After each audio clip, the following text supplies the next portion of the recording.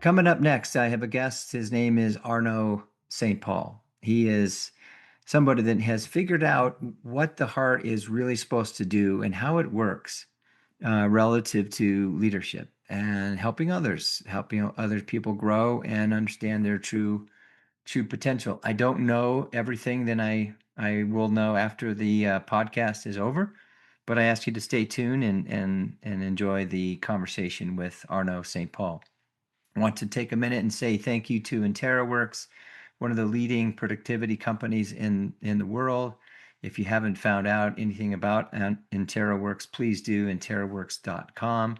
They've just released their app for the best year yet. Yes, you can have the best year you can possibly have in the palm of your hand. There is an app now. Check them out at bestyearyet.org or .com. So stay tuned. Here comes Arnaud Saint-Paul. Good morning, everyone. This is Greg Aden coming to you live from, well, you won't be seeing it live, but it is live for me, coming to you live from Denver, Colorado. Today I have a very special guest, Arnaud Saint-Paul. Just love the name. Gregory Paul Aden, so I'm kind of already there with you on the Paul part. Um, Hello, Arnaud, Greg. we met a few months ago and I remember vividly thinking heart leadership, servant leadership. There's a connection that then I need to make. You wanted to make it as well. So before we get started, tell the audience a little bit about yourself. Where are you today, and what's your why? Oh, okay. So where am I located? That's the simplest stuff. I'm in Los Angeles at the moment, although I tend to travel between France, Spain, and LA, depending on the season and a few things. Anyway, so the why and my life purpose is to help 1 billion people to open their heart to themselves. And Mm, I'm using the path of business to make that happen. Why? Because I guess as I was, starting to learn what it means to be a human in my teenage years, I discovered that one thing that was very important for me was to find a way to lead my life from my heart. Not through the mind, but through the heart. And it had led to many, many, many different studies, discoveries, experiences throughout different continents and studies. And even if I worked in finance and technologies, creating startups in Europe and the US, I was always looking at that aspect of my experience. I even had a healing center in Spain for a while, helping people on their journey. And about 12 years ago, I was a bit bored and fed up by, the tech play or the finance play mm, and so on. And I really set my life on one thing and one thing only, how to bring coherence, because we're talking about that hard coherence in the end, sure, to as many individuals as I can, because this was my experience throughout the last 40 years, through the research I made, but more importantly, through the experiences of life I made. Each Every now and then I had a moment of coherence, of clarity that would bring in a chart that would help me understand better this human experience from that angle of heart leadership. So, in other words, gradually came together a method. Then I had to find a receptacle to receive it in, hence the coining heart leadership, because I really believe that every single human being, whether they are doing business or not, doesn't really matter. First and foremost, they are a heart, right? From a sure. physical standpoint. And it completely makes common sense to lead one's life from that viewpoint. And so, what it Amen. means practically and pragmatically, how does that impact and how does one live that? That was the question that my whole life has been about. And lately, in the last 10 years, I started to instrument it from a business viewpoint, hence the Heart Leadership Institute, Tapuat, which is focusing on the more coherence, the more impact. And so, how do we merge not only the inner work that we are all doing, more so as a servant leader, as a heart leader, as many different type of leaders, and how does that tie to the actual impact from a financial, social, environmental standpoint in a company so that we can finally demonstrate, because we know it is true, but nobody Mm, has put the numbers together. We can finally demonstrate that each time I, as a leader, increase my coherence, therefore my business grows or has more impact in any type of growth, right? Yeah.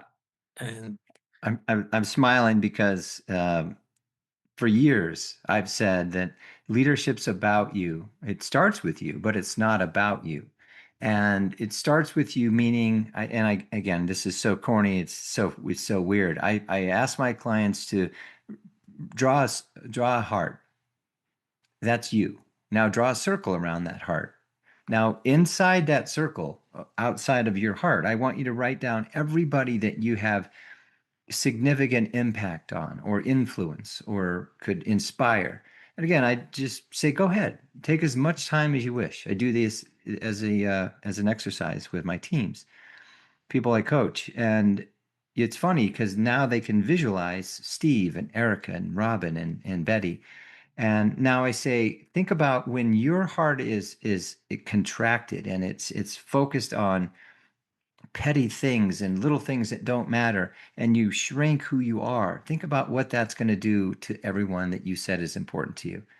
And now I say, draw another circle because everyone is impacted by you, inspired, influenced by you in some way, but you may never know who else they influence and inspire outside of your purview. And I love the fact that you've coined the phrase heart leadership. And I'll just say this: is there another way to lead another human being?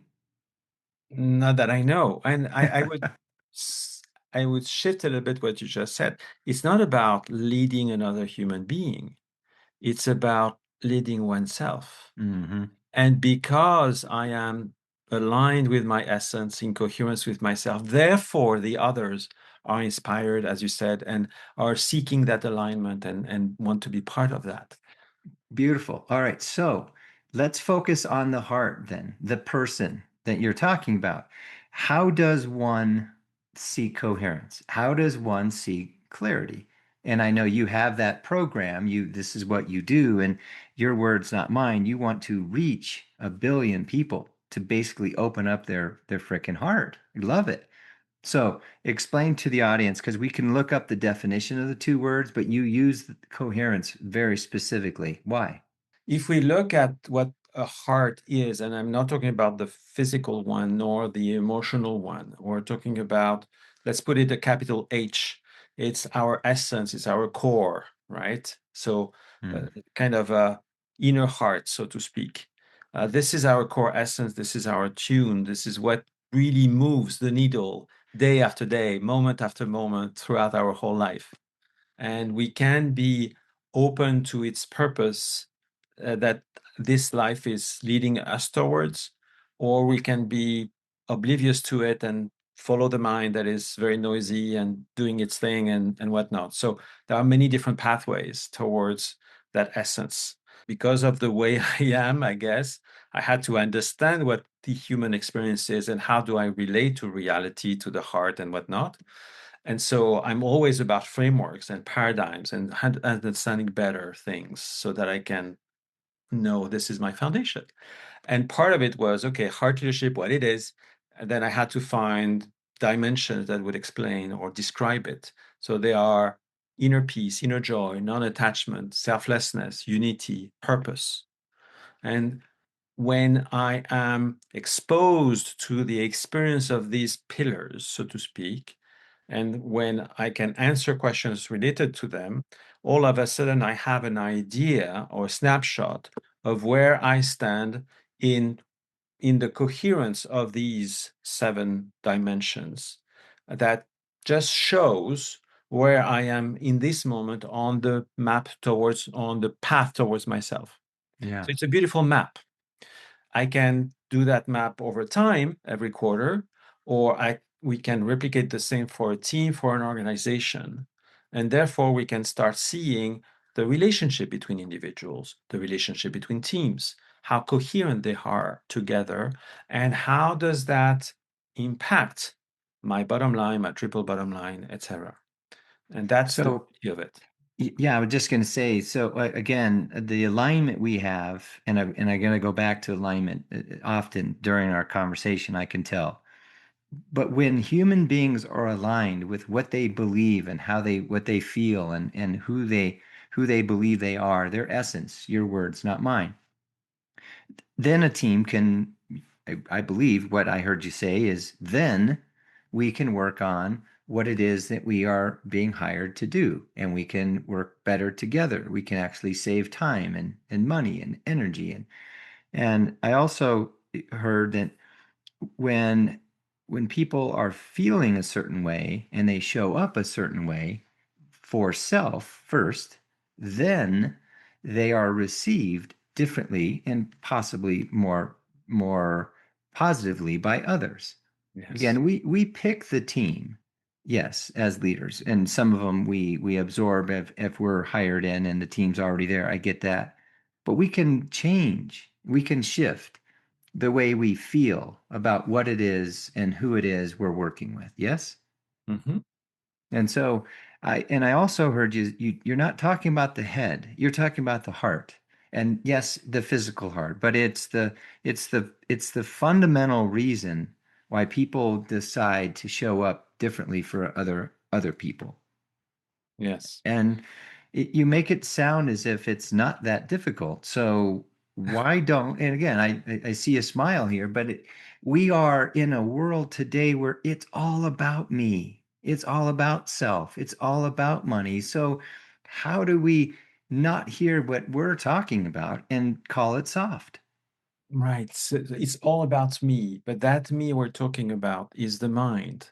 It's the Hmm. egotistic perception of oneself. It's where we have greed and a few other nice things that comes along with it.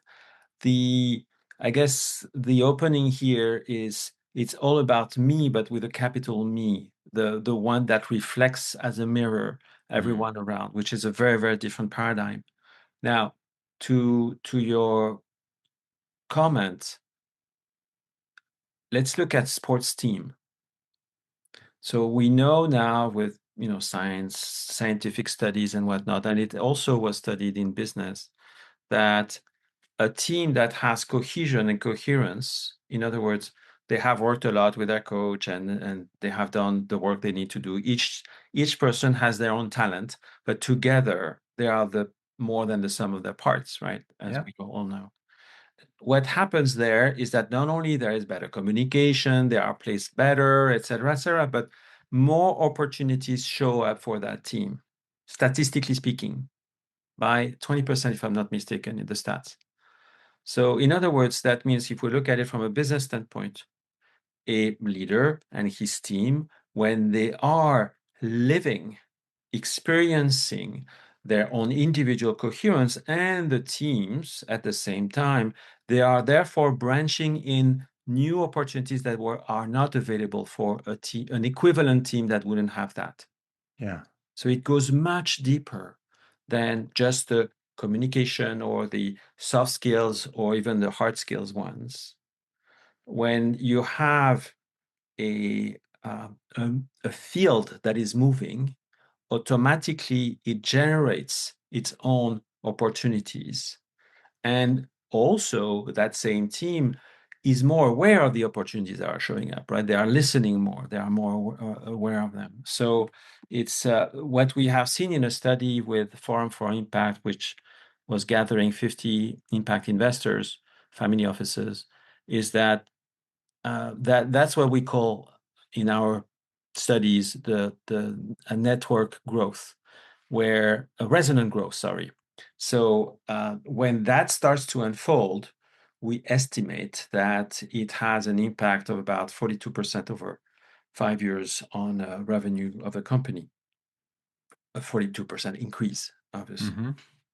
So it's really amazing what is possible, but obviously we have to tread the path first and foremost. How do you get individuals, Arno, to believe and accept and lean in and again I'll say believe that this is possible, because the me that I was talking about is the selfish. It's all about me, notice me, not my team. And we don't come from a place of heart. Is it education? Is it leadership development? Is it I'm in such a hurry. I don't have time to stop and feel. I don't have time to lean into my heart. And again, I'll leave you with that simple question because I know my listeners are probably not judging this conversation, but wondering, is this possible? And I know you've done the work. So let's answer my question and then help the audience. Why do you believe this is possible? I know it is possible. The state that you are describing is one of fragmentation. We all are fragmented by default. The question is, how deep are we fragmented? So how many fragments do we have? Hmm. This coherence that I was talking about, this servant leadership, this heart leadership, the ideal state is one of no fragmentation whatsoever. But that obviously doesn't happen overnight, nor does it happen every single moment. It's an ebb and a flow anyway. But at first, we all are fragmented. So we had to create that tool, the Heart Leadership Index, that shows how fragmented a leader, a team, an organization is, and why it is fragmented, where it is coming from underneath the identity, so that then we can take action and have 12-week sprints where we work with the team and 1 hour per week, and we start to move the needle, and we take a new snapshot of the next quarter, and so on and so forth, monitoring at the same time the KPIs that are important for the company, because it's the only way we know to not only show that it is important, provide a start of an answer, but in the end, it's always in the hands of the leader and their team to make it happen, right? Right. It's not a magical wand either, No, obviously. no, and they have to want to do the work. And so your work, it starts with looking inside each and every one of us as individuals where our own fragmentation is. Yes. And And then how our pieces fit with all the everyone else. I'm a real simple guy relative to helping teams grow and get it. So what I'd like to propose is our hearts could be fragmented. And as we grow and learn and desire to be, I don't want to say a better human being, but a kinder, more empathetic, more curious human being, we then could possibly start, I don't want to say healing our own heart because it is what it is. And we're not talking about the physical heart. We're talking about, go ahead, you want to say something? our heart is one and beautiful and coherent already, and is always that way. Our mind, though, is the one that is fragmented. Yeah. And there's so much fragmentation and so many layers that we don't hear our heart in the first place. So the invitation is to release these tensions, the ones that have been insisting for so long, that this pattern, that pattern, this way of behaving and whatnot. And when we do that, all of a sudden we experience the coherence of the heart. Sorry to interrupt you. No, I mean, this is tangible. This is absolutely possible. And I'd love for you to use a name if you wish, or make up a name. But give us a quick example of we're fragmented. We didn't even know it. We don't have coherence. Don't have clarity. Because obviously, these teams are all over the world as you and I are having this conversation. It's a difference between being interested and curious about how do we repair not our heart, but our team. And it starts with someone saying, there's got to be a way out there. And everybody has an opportunity to fix something, but you're not saying fixing it by with tape and band-aid. You're talking about finding out what's fragmented and how do you create coherence. Yes. So give us a quick example of a team that came to you and said, we're not very good right now. And we really don't even know what fragmentation means, et cetera, and love to be coherent and clarity, but we're nowhere close. So share with Yeah. us a The- success one ex- story. one example was a company of 20 people, and the leaders they didn't have clarity, indeed, as you were saying. They didn't have clarity on where to go. They were really lost into the the mind, and there was a big, big, big layer of mind. And they wanted to find what is the core rhythm of their company, and more importantly, how it is aligned with them as an individual and as a group, obviously. So what we did was to work specifically with the founders, one-on-one, to help them realize where is that essence so that they can, really source themselves in it. And worked with the team, but more in, so with the founders, it was like one-on-one on a weekly basis. And then for the teams, we were meeting them every month and start diving into what it means not only to be this organization, but related to what they live in the day to day, right? Is that organization embodying more joy or more peace or anything else that made sense in their case? And then at the same time, creating micro practices that will help them embody further for them and even at the individual level these 7 dimensions and principles. And the end result after a year was, so they took the HLI on day one, and day 365, they took another one.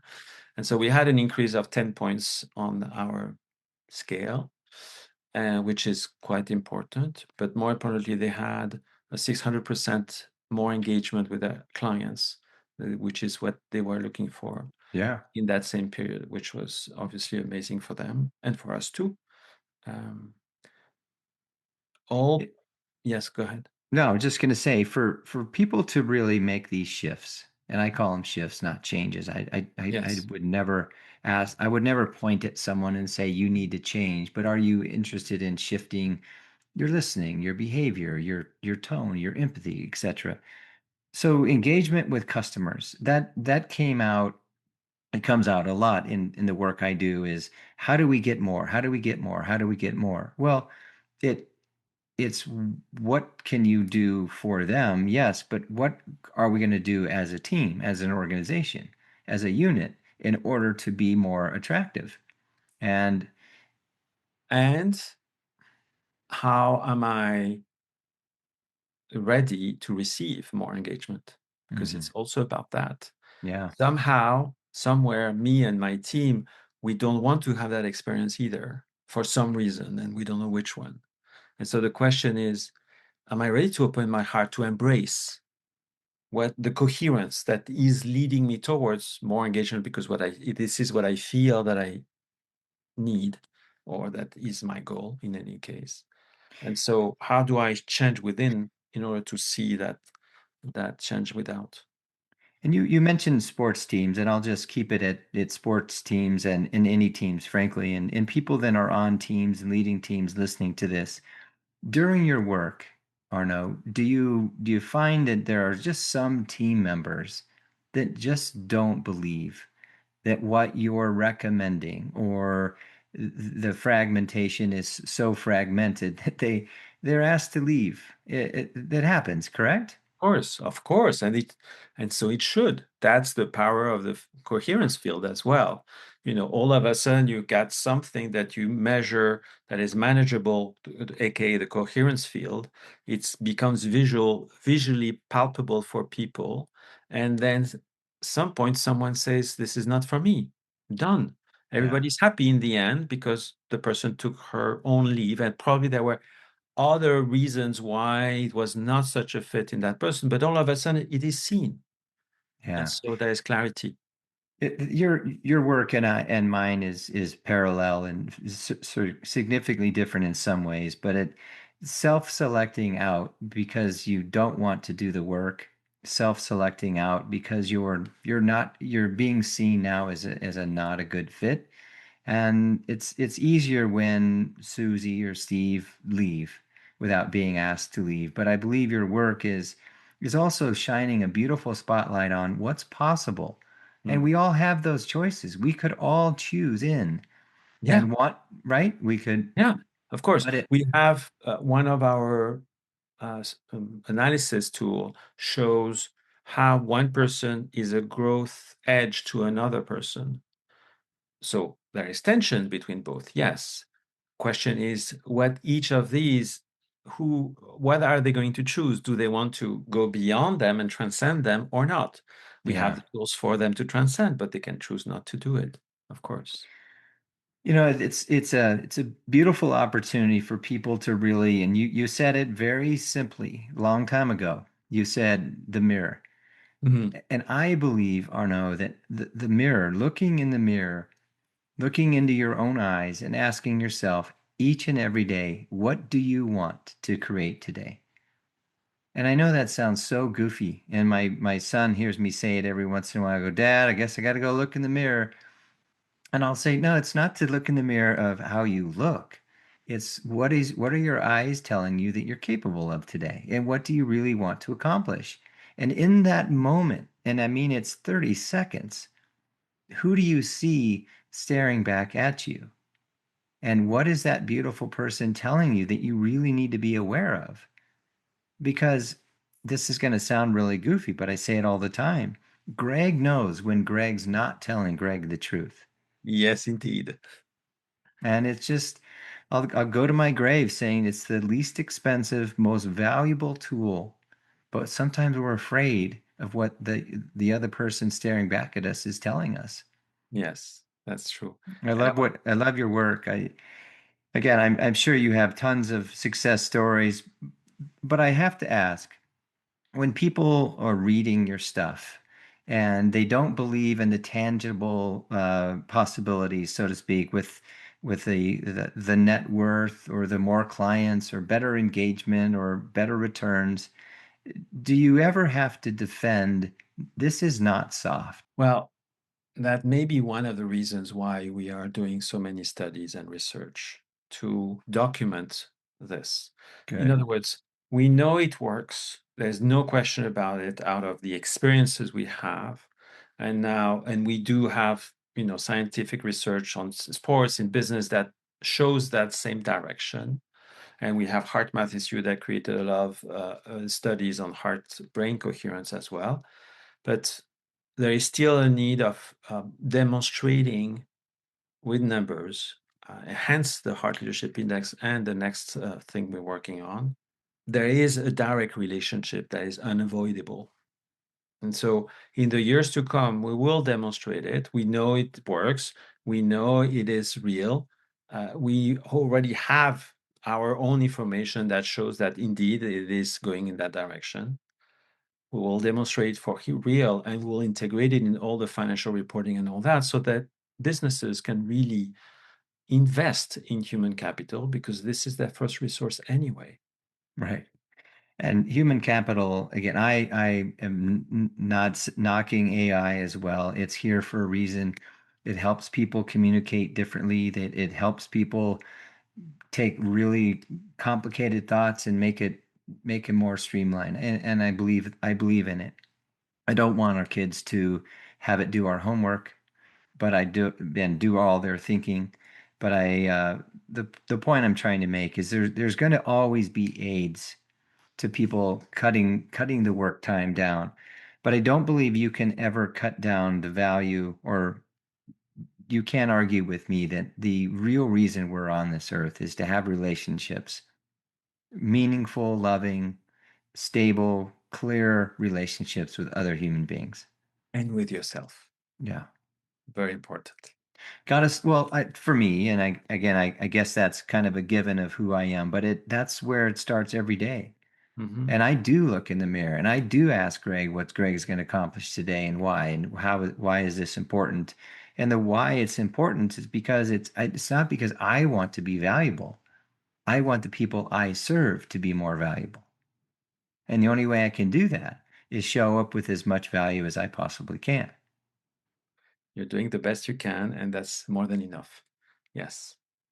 So leave us with what we should do, how we can obviously your site and your LinkedIn is going to be on the podcast, but Arno, tell us how they should reach you and who are you truly looking to to listen to this and become interested in connecting with you? So one, anybody can go to our website, tapwad.com/defrag, DFRAG. That's the entry door towards the fragmentation map we were talking about. That hopefully will be valuable to the people that are going through it. It's only a few minutes and it's free. The people we're working with are really at the moment any type of company above 50 people in general.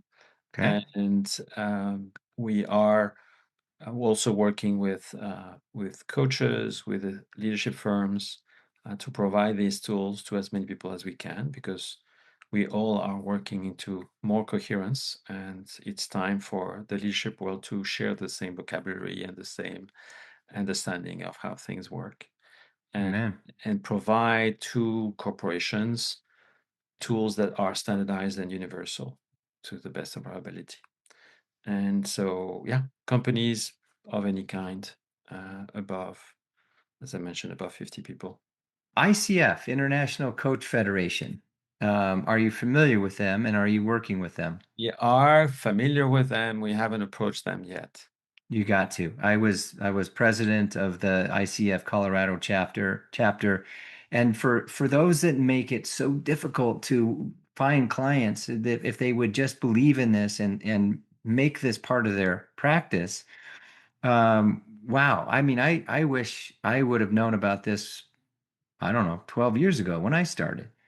It's an easy, simple, powerful emphasis on powerful way to just serve another human being from the heart to the heart. Yes. So, offline, I'll help you introduce you to some people that I Thank you. know. But yeah, this would be great information for a coach just starting out, someone that obviously really wants to serve human beings and not just open up a practice of coaching. So anyway, any final words you'd like to share before we sign off? I guess, yes. One thing that it has taken me 40, 50 years to learn, and still learning it, it's to trust the process, the journey Mm. towards ourselves. So that mirror we're talking about, it is held in front of me, showing me through the others as well, part of me. And it's a beautiful, amazing journey towards whichever vision we have, right? From a business viewpoint, from a personal viewpoint. And so trust that all the resources we need are coming our way at exactly the right moment to the T. Yeah. That's the goal. And that is about servant leadership. It's serving and being the steward of that purpose that we hold in our heart so that it becomes material and experience, a lived experience. Love it. Love it. And I tell people all the time, live your purpose. You're the only one that knows why you're really here. And some they're all unique. They're absolutely unique. We might be very similar to some people and other purposes, but no one has your heart. Mm-hmm. Indeed. Beautiful. Well, thank you, Arnaud. I appreciate your time. Thank you, I Greg. do I do want to connect on digging deeper into the tools that you have and how they might apply to my practice. So stay tuned for that invitation. But for now, I'll say thank you for being here. Thank you for um, sharing your heart and the meaning of what it means to work on self first. And it's just powerful, powerful message. Thank you very much. Thank you very much, Greg. Thoroughly enjoyed my conversation with Arnaud.